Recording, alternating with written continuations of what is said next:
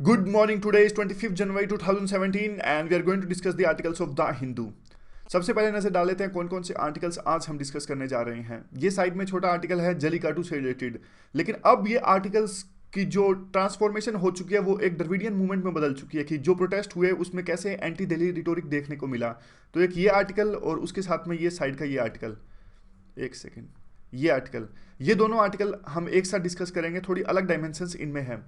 और नीचे का जो आर्टिकल है वो बजट से रिलेटेड है कि अब सेंट्रल गवर्नमेंट को अनुमति मिल गई है कि वो बजट पेश कर सकते हैं 1 फरवरी को। सुप्रीम कोर्ट और इलेक्शन कमीशन ने सेंट्रल गवर्नमेंट को इजाजत दे दी है। एक दैनिक ट्रिब्यून का आर्टिकल हम इस आर्टिकल के साथ मिक्स करेंगे बजट के आर्टिकल के साथ में। बीच का जो आर्टिकल है वो अब ट्रंप के ऑफिस ज्वाइन करने के बाद में किस प्रकार से जो वर्ल्ड सिनेरियो चेंज होने वाला है और अनिश्चितताएं आने वाली हैं वर्ल्ड सिनेरियो के अंदर में, तो इंडिया का क्या रोल होना चाहिए इन सब के बीच में। लास्ट में कुछ ऐसा भी दिया गया है। तो काफ़ी इंपॉर्टेंट पॉइंट्स हमें इस आर्टिकल से मिलेंगे। राकेश सूद द्वारा लिखा गया आर्टिकल है, हम इसे डिस्कस करेंगे। और नीचे का जो आर्टिकल है वो गल्फ रिलेशनशिप से है। कल भी हमने सी राजा मोहन का एक आर्टिकल डिस्कस किया था, आज नया फिर एक आर्टिकल है। तो हमारा इस पर अगर क्वेश्चन आता है तो वेस्ट एशिया का काफ़ी मजबूत क्वेश्चन हमारा आंसर हो जाएगा। और ये जो आर्टिकल है ये डिमोनेटाइजेशन से संबंधित है। ये हमारे लिए इंपॉर्टेंट नहीं है क्योंकि जो सारे पॉइंट्स इसमें डिस्कस किए गए हैं वो ऑलरेडी हमने डिस्कस कर चुके हैं, तो अब ज़्यादा इस पर डिस्कस करना टाइम वेस्ट है। तो लेट्स स्टार्ट।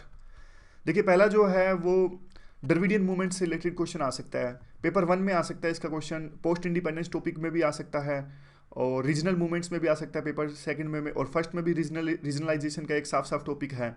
तो क्या क्वेश्चन आ सकता है, व्हाट इज द्रविडियन मूवमेंट। वो आज़ादी से पहले स्पेक्ट्रम में आपने पढ़ा होगा द्रविडियन मूवमेंट जो चली थी, self respect movement, justice movement, वो अभी हम डिस्कस करेंगे थोड़ा बहुत। और जिसका वो द्रविडियन मूवमेंट जो अपनी जो रूट्स है वो ट्रेस करती है इंडिपेंडेंस इरा से पहले। और अभी है क्या, अभी लिगेसी क्या है इस द्रविडियन मूवमेंट की। तो ये आंसर आपको करना है और आर्टिकल जब आप हम डिस्कस करेंगे हम, तो आपको इस क्वेश्चन का आंसर आसानी से दे सकेंगे। पहले तो देखिए कुछ ऐसे पॉइंट्स जो ज़्यादा इंपॉर्टेंट नहीं हैं।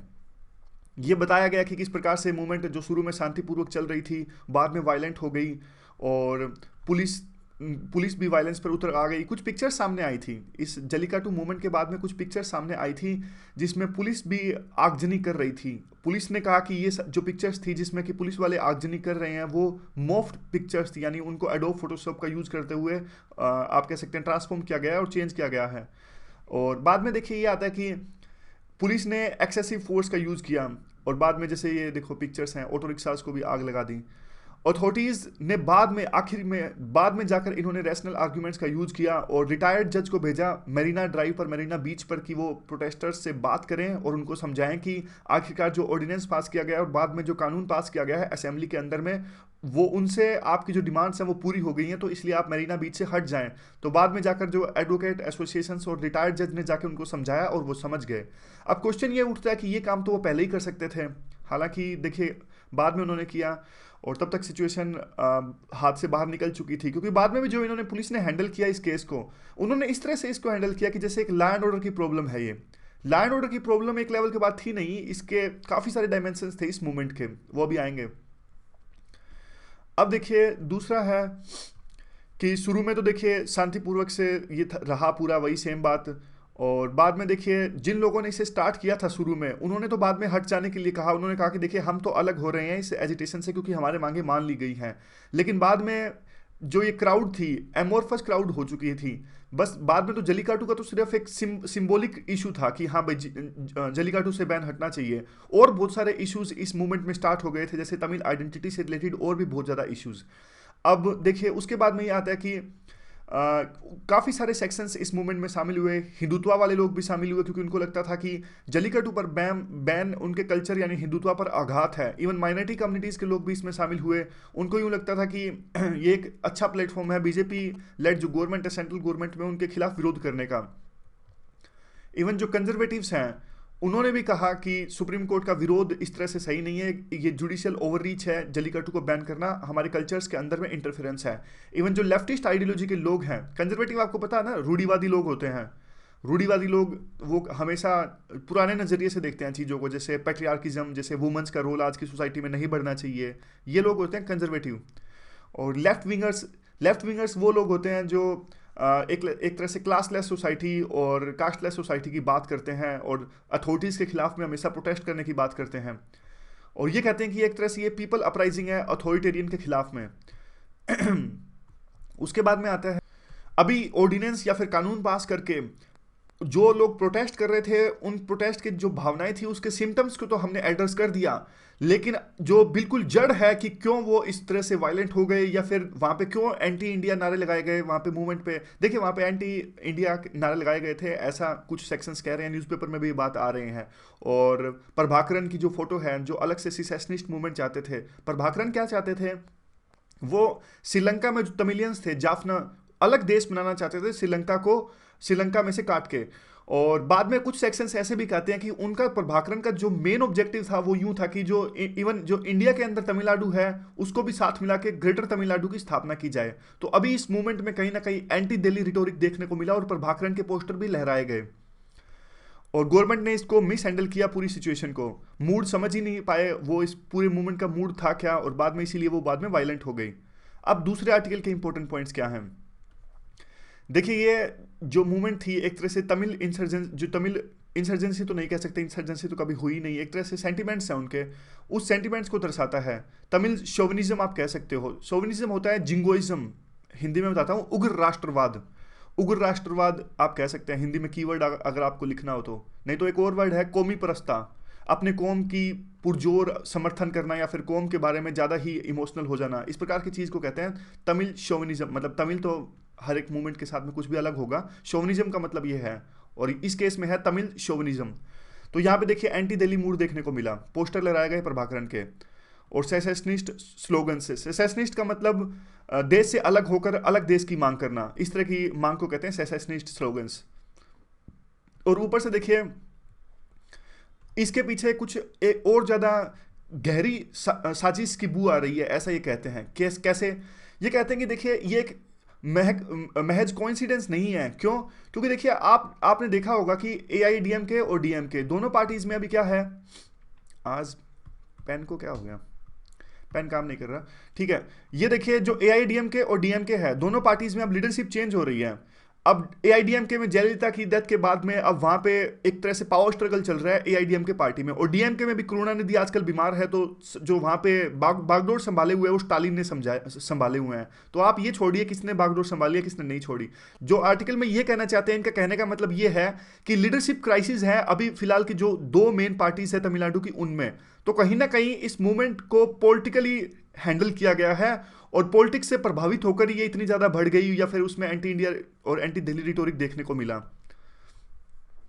बाद में जलीकट्टू के बारे में कुछ बातें हैं, वो तो हमने काफी बार डिस्कस कर ली है, जिस प्रकार की एनिमल क्रुएल्टी काफी ज्यादा होती है इसमें, दोनों तरफ के पॉइंट्स हमने काफी बार डिस्कस इसे किए हैं कि इवन यूट्यूब पर एविडेंस है। और जलीकट्टू के प्रोज एंड कॉन्स क्या क्या हैं, जो प्रोज वाले बात ये कहते हैं कि पोंगल के हमारा तमिल आइडेंटिटी का इशू है, और जो इंडिजिनस बुल स्पीसीज हैं उनको प्रिजर्व करते हैं हम इससे, और काफ़ी सदियों से सेलिब्रेट करते आ रहे हैं। तो ये सब चीज़ें तो हम ऑलरेडी डिस्कस कर चुके हैं।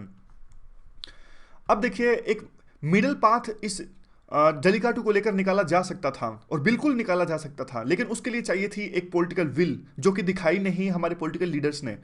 और इवन कुछ लोगों ने तो इसको तमिल स्प्रिंग का भी नाम दे दिया।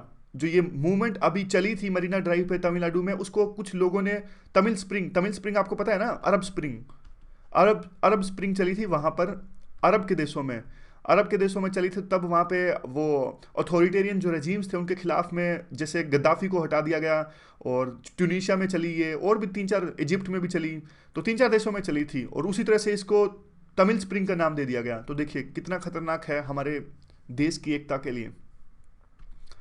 अब इस प्रोटेस्ट के पीछे था क्या, देखिए इस प्रोटेस्ट ने एक बहुत रिमार्केबल एनर्जी दिखाई शुरू के दिनों में, और शुरू के दिनों में एक लीडरशिप मूवमेंट थी, और एक तरह से जिस प्रकार से इन्होंने शुरू के दिनों में शांति दिखाई उसकी कोई इसमें शक नहीं कि उसकी तारीफ होनी चाहिए। लेकिन बाद में इस मूवमेंट को हाईजैक कर लिया गया।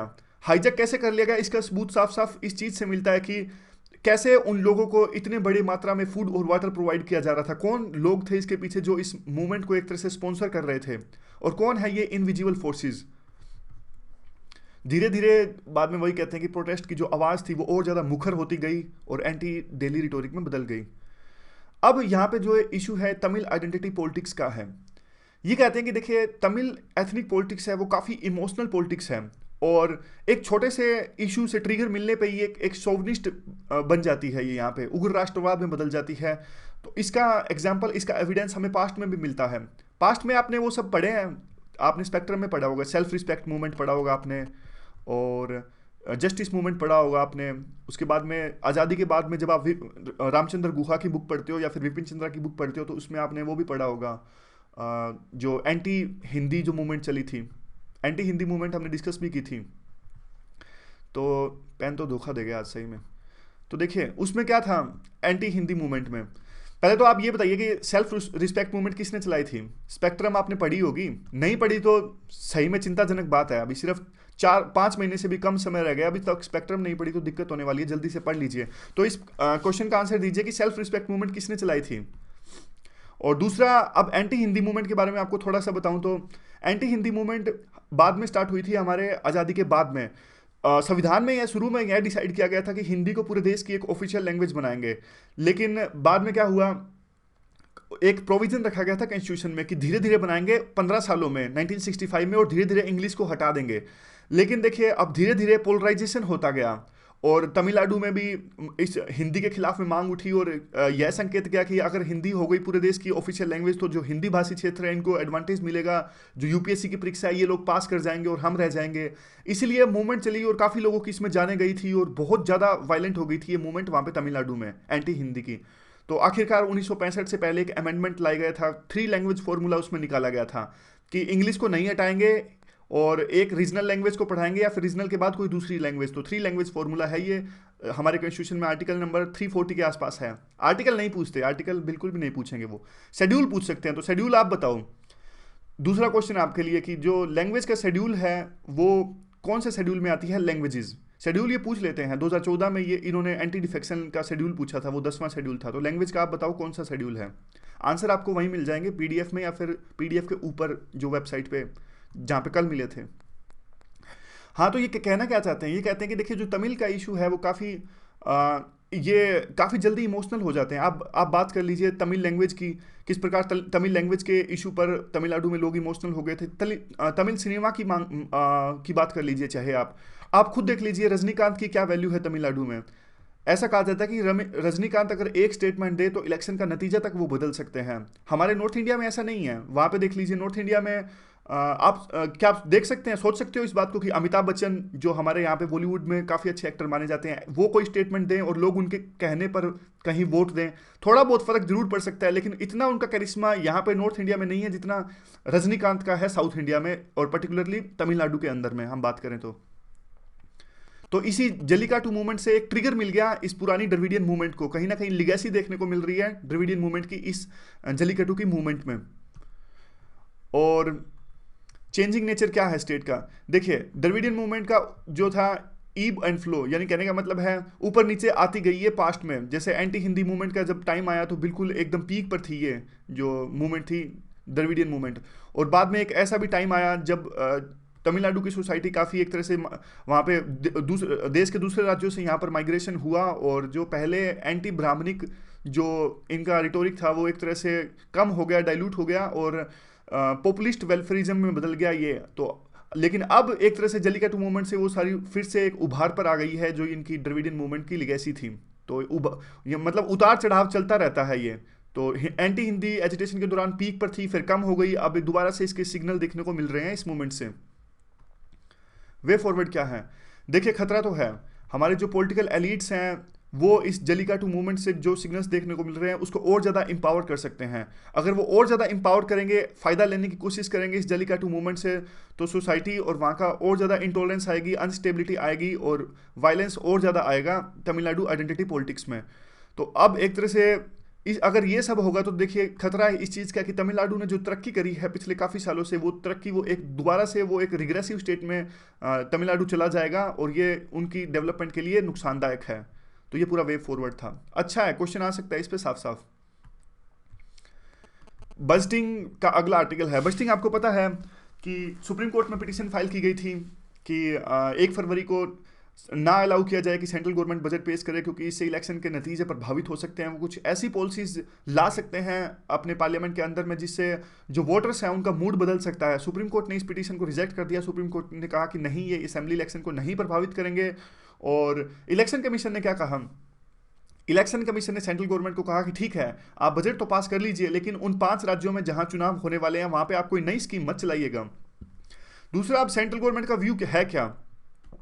आखिरकार सेंट्रल गवर्नमेंट ने 1 महीना पहले बजट किया क्यों? तो वो तो आपको पता होगा। देखिए, सेंट्रल गवर्नमेंट ने इसलिए किया क्योंकि पहले बजट आता था 28 फरवरी को। 28 फरवरी को पहले बजट आता था। तो 28 फरवरी को आता था ना, तो इसको पास होने में टाइम लग जाता था। तो नहीं, अप्रैल में जाकर ये पास होता था, क्योंकि उस पर चर्चा होती थी, बजट पर डिमांड्स को पास किया जाता था। तो इससे होता क्या था, देखिए, 1 क्वार्टर तो निकल ही जाता था। मतलब इवन मानसून सेशन तक ही जो था वो फंड्स मिल नहीं पाते थे, क्योंकि जब तक बजट पास नहीं होएगा तो आपको पता है कि फाइनेंशियल स्टेटमेंट जब तक पास नहीं होएगी तो गवर्नमेंट पैसा नहीं निकलवा सकती कंसोलिडेट फंड ऑफ इंडिया से। तो इसका नुकसान होता था। तो 1-2 क्वार्टर तो शुरू के यूं ही चल गए। फाइनेंशियल ईयर अगर हमारा स्टार्ट होता था वो 1 अप्रैल से, अगर फाइनेंशियल हमारा साल स्टार्ट होता है तो शुरू के 2 क्वार्टर तो चले ही गए। तो बाद में लास्ट के 2 क्वार्टर में जो सरकार को फंड्स खर्च करने पड़ते थे, तो लास्ट में रस देखने को मिलता था कि जल्दी जल्दी खत्म कर दो, नहीं तो लैप्स हो जाएंगे फंड्स हमारे। लेकिन शुरू के 2 क्वार्टर में कुछ खर्च कर ही नहीं सकते, तो इससे डेवलपमेंट के जो प्रोजेक्ट्स थे, इंफ्रास्ट्रक्चर में भी बाधा आती थी। तो अब अगर 1 फरवरी को बजट पास होगा तो शुरू के क्वार्टर में 1 अप्रैल से जो फाइनेंशियल ईयर स्टार्ट होता है, शुरू के क्वार्टर में भी पैसे मिल जाएंगे, तो इससे इंफ्रास्ट्रक्चर प्रोजेक्ट्स में बाधा नहीं आएगी। यही तर्क है सरकार का बजट आगे सरकाने में। और ओपोजिशन का कंसर्न आपको पता ही है कि नतीजे प्रभावित करेंगे। अब एक और डायमेंशन देख लिए। अब इसको जनरलाइज करके बड़े इशू से लिंक कीजिए आप।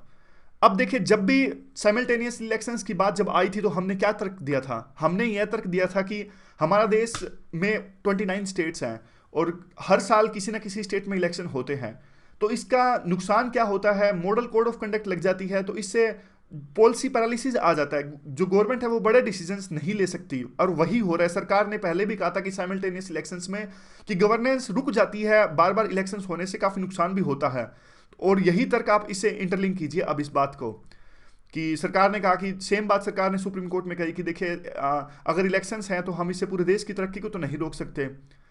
और अब दूसरी बात यह आती है कि अब जब वो बजट पेश करेंगे अरुण जेटली, तो उनको ऐसा बजट पेश करना पड़ेगा, एक नुआंस्ड अप्रोच उनको अपनानी पड़ेगी कि वो बजट में जो पॉलिसीज लाने वाले हैं वो पॉलिसीज ऐसी होनी चाहिए कि वो पूरे देश की डिमांड्स भी एड्रेस करें, और 5 जो स्टेट्स जिनमें इलेक्शन होने वाले हैं उनको कोई जो अनवांटेड एडवांटेज भी ना दे उनको ज़्यादा, ताकि इलेक्शंस में बीजेपी को फ़ायदा हो सके। और बाद में वे फॉरवर्ड में कहते हैं कि देखिए, साइमल्टेनियस इलेक्शंस की तो अपनी ही कॉम्प्लिकेशंस हैं, और गवर्नमेंट को जो है गुड फेथ में काम करना चाहिए कि, और उनको एक आउटकम बेस्ड अप्रोच, मतलब उनको रखना चाहिए जो संसद के पटल पर कि क्या क्या फ़ायदा हुआ है बजट को 1 महीना आगे सरकाने से, यानी प्रीपोन करने से क्या क्या इनको फ़ायदा हुआ है, वो सभी हमारे देश की जनता को बताना चाहिए सरकार को।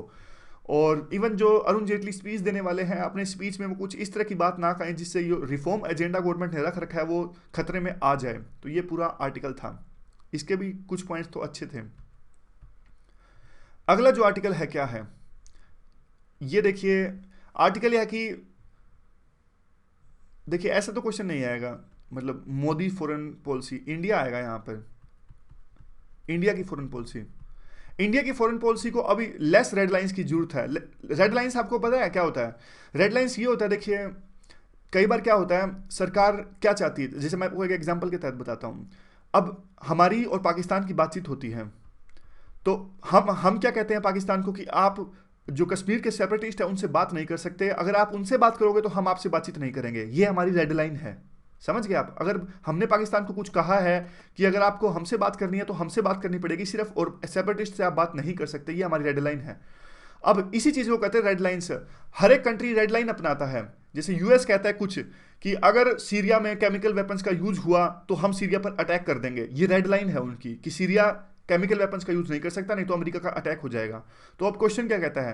क्वेश्चन ये कहता है कि हमारी जो पॉलिसी है, फॉरेन पॉलिसी है, हमें लेस रेड लाइंस की आवश्यकता है और बहुत ज़्यादा हमें प्रैग्मेटिक अप्रोच की आवश्यकता है, और एक तरह से ज़्यादा हमें प्रोएक्टिव अप्रोच और फ्लेक्सिबल अप्रोच की हमें आवश्यकता है, ताकि इंडिया अपना स्थान अच्छे से सिक्योर कर सके इस अनसर्टेनिटी यानी अनिश्चितता के दौर में, जिस प्रकार से इंस्टेबिलिटी आ रही है वर्ल्ड में ट्रंप के चुने जाने के बाद में। और देख ली बहुत सारे एग्जांपल्स हैं। जैसे पहले इंडिया ना काफ़ी आइडियलिज्म खेलता था। आज़ादी के बाद से आप देख लीजिए, हम नैम में शामिल होंगे, हम किसी पावर के साथ नहीं दिखेंगे। इवन जो म्यांमार है देख लीजिए, म्यांमार में मिलिट्री रूल आ गया था। तो म्यांमार में मिलिट्री रूल आने के बाद में हमने इनके साथ में संबंध रखना ही छोड़ दिया। हमने कहा कि हम तो सिर्फ डेमोक्रेसी वालों के साथ में संबंध अच्छे रखेंगे, तो इससे हमें बाद में नुकसान भी हुआ था। ये हमारी रेडलाइन थी। तो आगे क्या है, शुरू में तो ट्रंप के बारे में बताया गया है, बहुत ज़्यादा ट्रंप के बारे में हो चुका है, लेकिन बाद में यानी शुरू के 1-2 पैराग्राफ के बाद में काफ़ी इंपॉर्टेंट बातें हैं। अच्छा आर्टिकल है ये भी। ये कहते हैं कि देखिए, अब ट्रंप क्या कहते हैं, ट्रंप कहते हैं कि मैं अमेरिका को आगे रखूंगा, अमेरिका फर्स्ट की पॉलिसी अपनाऊंगा। यूएस के जो पहले के प्रेसिडेंट्स थे उन्होंने भी कहा था कि वो अमेरिका को आगे करेंगे, लेकिन एक डिफरेंस है। वो डिफरेंस क्या है? जो पहले के प्रेसिडेंट्स थे वो यूं कहते थे कि ग्लोबल वर्ल्ड ऑर्डर ऐसा कर देंगे वो चुने जाने के बाद में कि वो अमेरिका के पक्ष में ले आएंगे और अमेरिका को सबसे आगे रखेंगे। लेकिन ट्रंप उल्टा चल रहे हैं। ट्रंप कह रहे हैं कि ग्लोबल जो वर्ल्ड ऑर्डर है वो अमेरिका के लिए फायदेमंद है ही नहीं, हम इस ग्लोबल वर्ल्ड ऑर्डर से हटेंगे और सिर्फ अपने बारे में ध्यान देंगे। तो ये उल्टी अप्रोच अपना रहे हैं जो यूएस के पहले के प्रेसिडेंट्स ने अपनाई थी, और इनकी अप्रोच जो है वो नेशनलिज्म वाली अप्रोच ज़्यादा है। ये कहते हैं कि ग्लोबल जो वर्ल्ड ऑर्डर है उसने हर्ट किया है अमेरिका को, और फायदा नहीं हुआ है अमेरिका को इससे। कैसे? देखिए ये एग्जाम्पल देते हैं। मैं आपको एग्जाम्पल देता हूँ, इनका छोड़िए, तो एग्जाम्पल देते ही नहीं है। ये कहते हैं देखिए, ग्लोबल वर्ल्ड ऑर्डर की बात मान लीजिए। ग्लोबल वर्ल्ड ऑर्डर होता क्या है? जैसे आईएमएफ है और जो ये वर्ल्ड बैंक है, यूएन है, ये सारे ग्लोबल वर्ल्ड ऑर्डर के पार्ट हैं, ये स्ट्रक्चर्स हैं। फिर बाद में क्या है? बाद में ये है कि यूएस के एलाइज कितने हैं, एलाइज कैसे हैं। और अब जब यूएस सुपर पावर है, अब सुपर पावर है, जो एग्जांपल हमने कल डिस्कस किया था।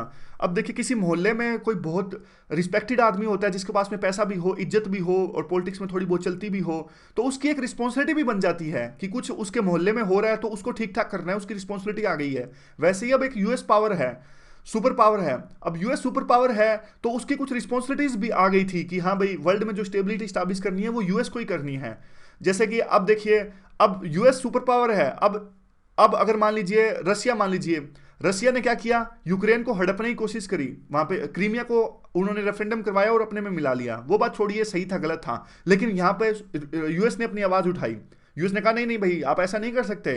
तो इस तरह से देखिए, एक सुपर पावर की रिस्पॉन्सिबिलिटी हो जाती है।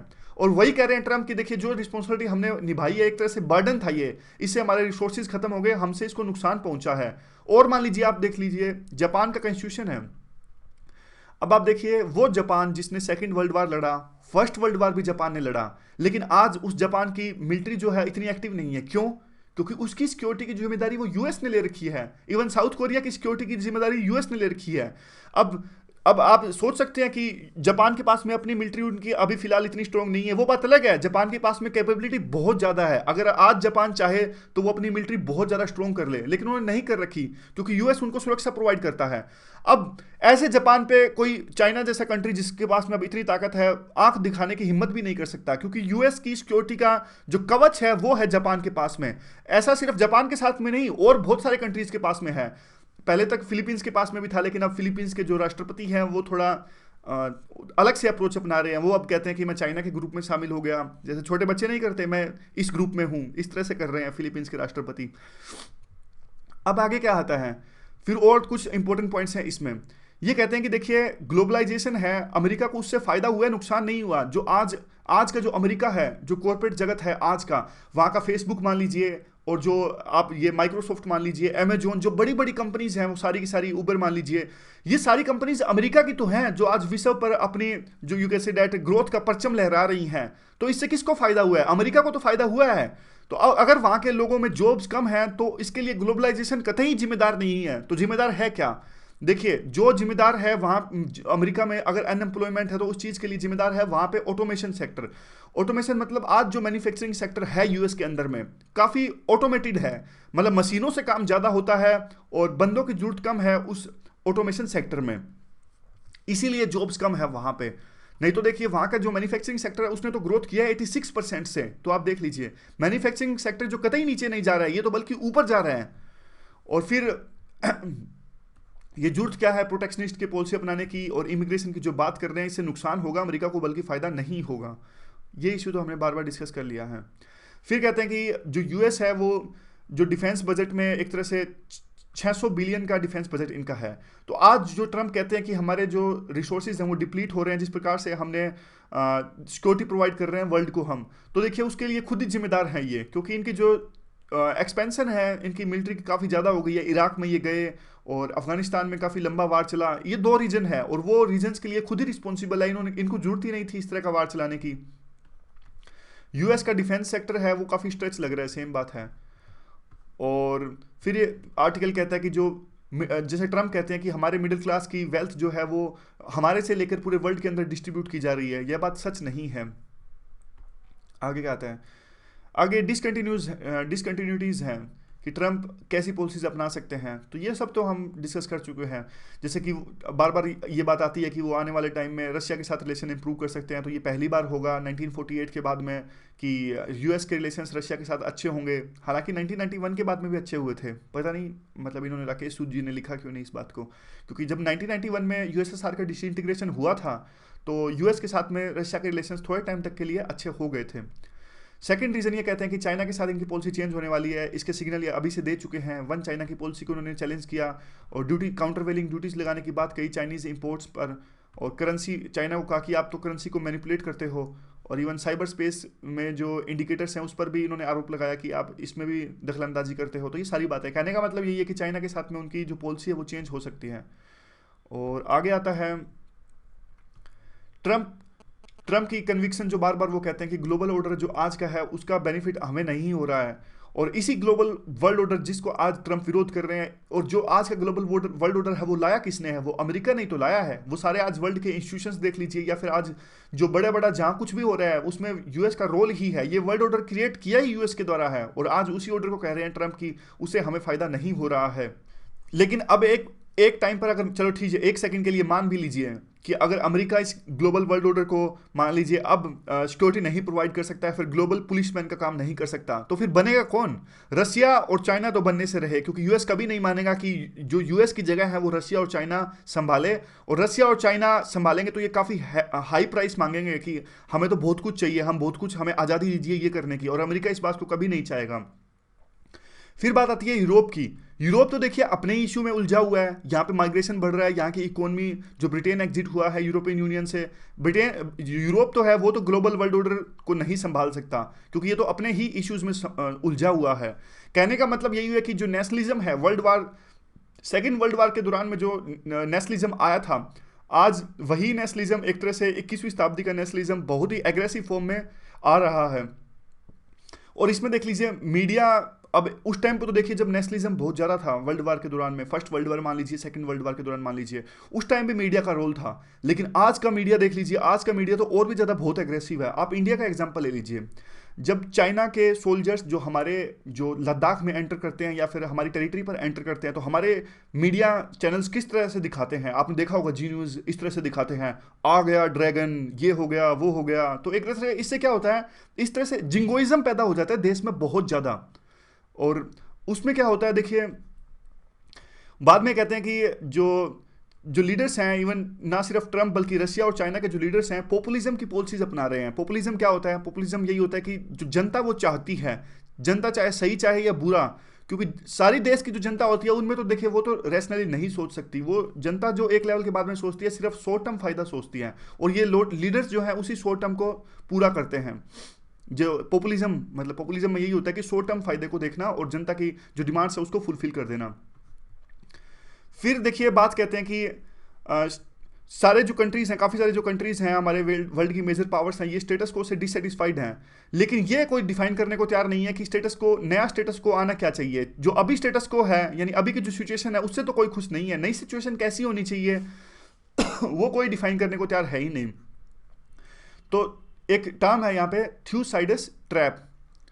ये क्या होता है? देखिए ये एक एग्जांपल से बताता हूँ आपको ये क्या होता है।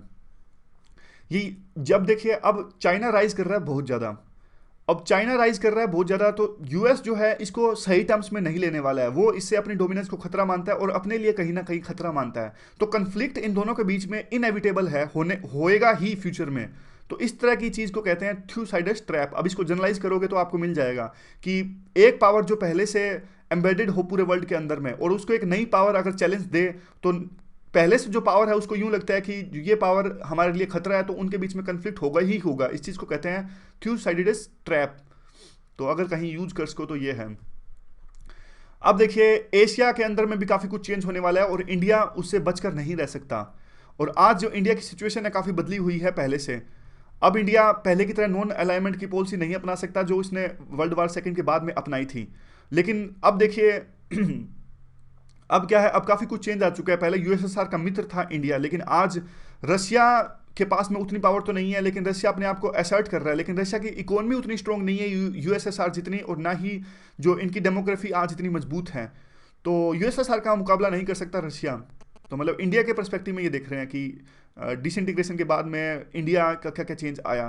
तो दूसरा शिफ्ट यह है कि हमारी इकोनॉमी काफ़ी अब अच्छी हो गई है एलपीजी रिफॉर्म्स के बाद में। और फर्स्ट और सेकंड कौन सी है, second largest, second fastest growing economy है ना अपनी।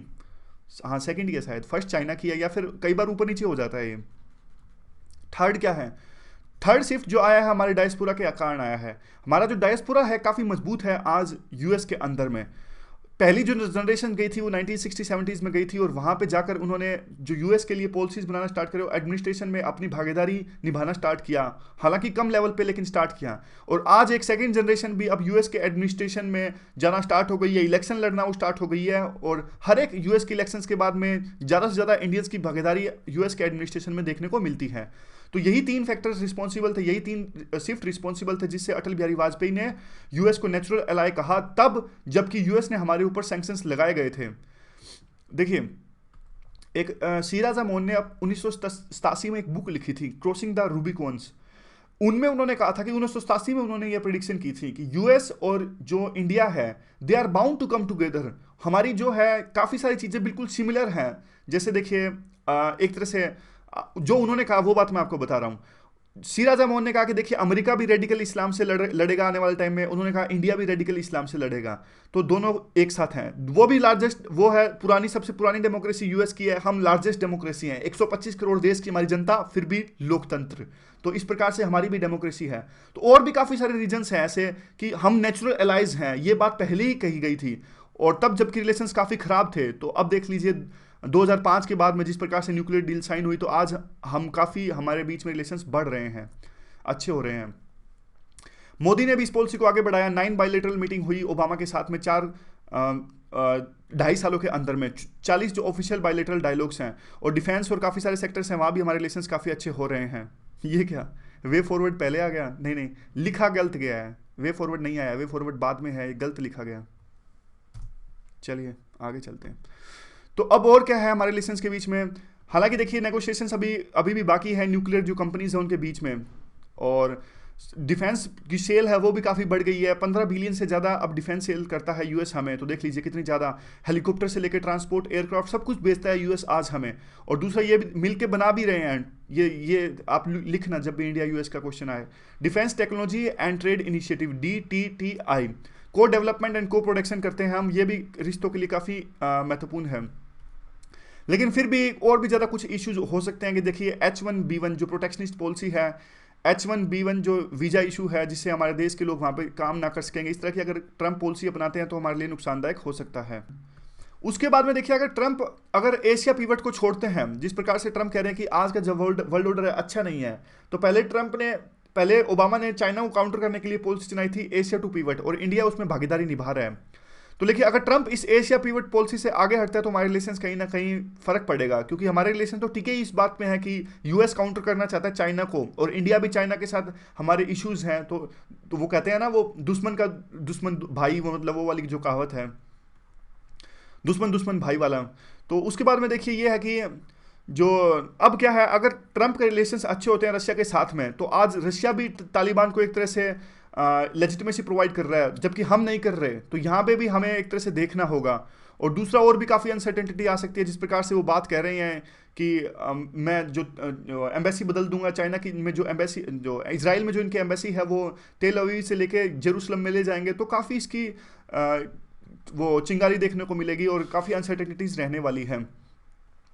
वे फॉरवर्ड क्या है, देखिए कोल्ड वार जो है उसने ऐसे एक ईरा को जन्म दिया है जो बिल्कुल अनडिफाइंड है और बिल्कुल भी जिसको डिस्क्राइब नहीं कर सकते, जिसको सिर्फ पोस्ट कोल्ड वार ईरा ही हम कह रहे हैं। और काफ़ी अनप्रडिक्टेबल टाइम आने वाले टाइम में आने वाला है, जिसमें जो ग्लोबल हेजमॉन्स हैं, ना तो कोई ग्लोबल हेजमॉन्स है, ना ही ये एज ऑफ मल्टीपोलैरिटी है। इसमें रीजनल पावर्स अपने अपने रीजन में अपने आप को पोलराइज करने की कोशिश कर रहे हैं और अपने आप की डोमिनेंस स्थापित करने की कोशिश कर रहे हैं। जैसे चाइना देख लीजिए, इंडिया देख लीजिए। और जो पास्ट की हिस्ट्री जो है वो किस प्रकार से हमारी गाइड साबित नहीं हो रही है कि फॉरेन पॉलिसी को आगे किस प्रकार से ले जाया जाए, ये पूरा वे फॉरवर्ड था। एक वर्ड बार बार इस्तेमाल होता है, पोस्ट ट्रूथ। तो इसको आप यूज कर सकते हो अपने आंसर में। ये तो पोस्ट ट्रूथ है क्या? ये देखिए, पोस्ट ट्रूथ ये होता है कि जब फोकस इस बात पर कि फैक्ट्स पर ना फोकस करके इमोशंस पर जब फोकस किया जाता है, यानी सच को इग्नोर करके जब इमोशंस पर फोकस किया जाता है, तो उस चीज को कहते हैं पोस्ट ट्रूथ। तो आप इसको यूज कर सकते हो। अगला जो आर्टिकल्स है वो सऊदी अरेबिया के साथ में है। और यूटिलिटी क्या है? वेस्ट देखिए, वेस्ट तो अंदर देख रहा है अब अपने, मतलब बाहर के इश्यूज पर कम ध्यान दे रहा है। और चाइना भी एक तरह से एग्रेसिव रिटोरिक अपना रहा है टेरिटोरियल इश्यूज पर। तो क्या इंडिया जो यूएई रिलेशंस हैं वो एक तरह से एग्जांपल साबित हो सकती हैं कि फिर से जो इंडिया की जो अप्रोच है वेस्ट एशिया की तरफ में चेंज हो जाए? तो इस बात पर आपको टिप्पणी करनी है। कल हमने डिस्कस किया था ये सब कि उनके जो क्राउन प्रिंस हमारे देश की विजिट पर आने वाले हैं, 179 जो यूएस सोल्जर्स हैं उनका कंटिजेंट भी साथ में आएगा। और जो अफगानिस्तान के अंदर में देखिए जो 5 यूएई के डिप्लोमेट्स मारे गए थे, तो हम टेररिज्म पर भी हम कोऑपरेट कर रहे हैं। और इस हफ्ते कॉम्प्रिहेंसिव स्ट्रेटेजिक पार्टनरशिप एग्रीमेंट को भी हम साइन करेंगे। और ट्रेड एंड इन्वेस्टमेंट में काफ़ी अच्छा कर रहे हैं हम। जिस प्रकार से देखिए ये 350 बिलियन, ये गलत है वैसे, आर्टिकल में गलत दिया है, आप इसे चेक कर लेना। 350 बिलियन तो हमारा किसी देश के साथ में है ही नहीं बायलैटरल ट्रेड, फिर भी आप चेक कर लेना इसे। चाइना और यूएस के बाद में, मतलब अब हो गया हो तो पता नहीं, पहले तो बिल्कुल भी नहीं था। और अब देखिए उसके बाद में कहते हैं कि चाइना और यूएस के बाद में यूएई जो है वो लार्जेस्ट ट्रेडिंग पार्टनर है हमारा। सोवरेन वेल्थ फंड्स आपको पता है, जब कोई देश दूसरे देश में इन्वेस्टमेंट करता है ताकि फायदा कमाने के लिए और प्रॉफिट कमाने के लिए, तो उस चीज़ को कहते हैं सोवरेन वेल्थ फंड्स। 75 बिलियन की इन्वेस्टमेंट की बात कही यूएई ने हमारे देश के अंदर में, लेकिन हालांकि अभी इस पर ज़्यादा आगे नहीं गए हैं हम, फिर भी जा सकते हैं। और नरेंद्र मोदी यूएई की विजिट पर गए, 34 साल में पहला प्रधानमंत्री थे जो उनके देश की विजिट पर गए। टेररिज्म को दोनों ने जॉइंट स्टेटमेंट में टेररिज्म को क्रिटिसाइज़ किया और दोनों देशों का सिग्नल साफ साफ पाकिस्तान था। अब देखिए यूएई जैसा मुस्लिम कंट्री जो पहले पाकिस्तान का साथी था, आज हमारे साथ खड़ा हो रहा है, तो साफ साफ यह इस बात को संकेत करता है कि किस प्रकार से जो रियलिटीज़ हैं चेंज हो रही हैं वेस्ट एशिया के अंदर में। और हमारी जो इंडिया की गल्फ पॉलिसी है उसमें इकोनॉमिक जो डायमेंशंस हैं वो भी काफ़ी ज़्यादा आप देखने को मिल रही है। जीसीसी देख लीजिए। अच्छा एक बात बताइए, क्या जीसीसी में ईरान है क्या नहीं है? जीसीसी हमने डिस्कस किया था न्यूज़ डिस्कशन की वीडियो में, आपको याद होगा, तो आपको इस बात का आंसर देना है। आज देख लीजिए हम बहुत ज़्यादा इनसे, हमारा जो एक्सपोर्ट है वो बहुत ज़्यादा, इंपोर्ट भी जो जीसीसी है यहाँ के कंट्री से बहुत ज़्यादा है। और उसके बाद में ये आता है कि ये हम होप करते हैं कि जो जीसीसी की कंट्रीज़ हैं हमारे इंफ्रास्ट्रक्चर में वो इन्वेस्ट करेंगे। और हमारा जो ट्रेड एंड एनर्जी सिक्योरिटी है वो एक तरह से फाउंडेशन है। ये जो स्ट्रेट ऑफ हॉर्मज और जो बब अल मंडाब, इनकी सिक्योरिटी पर भी डिपेंड करता है। ये देख लीजिए, ये स्ट्रेट्स हैं दो, बब अल मंडाब और हॉर्मज, याद रखिएगा इनको। यहाँ से तेल आता है, तो देखिए यहाँ से तेल आता है ना, जो सोमाली पायरेट्स हैं तो ये जहाज़ पे कब्जा कर लेते हैं, तो हमारी जो इंडियन नेवी है यहाँ पे तैनात रहती है सिक्योरिटी प्रोवाइड करने के लिए। और जो यहाँ के मिडिल ईस्ट के कंट्रीज हैं इनके साथ में जॉइंट हमारी एक्सरसाइज भी चलती रहती है मिलिट्री की। तो आगे क्या है? आगे देखिए लेबर हमारी यहाँ पे बहुत ज़्यादा है, 7 मिलियन की हमारे इस रीजन में लेबर है। अकेले यूएई में 2.6 मिलियन की, यानी 26 लाख की है। और 52% रिमिटेंसेज हमें आती है हमारे पास यहाँ से, इस रीजन से आती है। और इसी वजह से जो हमारी इकोनॉमी है वो काफ़ी अच्छे से ग्रो कर रही है। ई माइग्रेट सिस्टम हमने चलाया है हमारे देश की डायस्पोरा के लिए वहाँ पे, ताकि उनको अच्छे से जॉब मिल सकें। और वे फॉरवर्ड तो यही है कि एक इंडिया की ऐसी पोजीशन है कि उस रीजन में एक सिक्योरिटी और इकोनॉमिक पार्टनर अच्छे से बन सकता है इस पूरे रीजन का। और बाद में तो वही है जो क्वेश्चन है। सो आज की डिस्कशन में बस इतना ही। Thank you very much for discussion.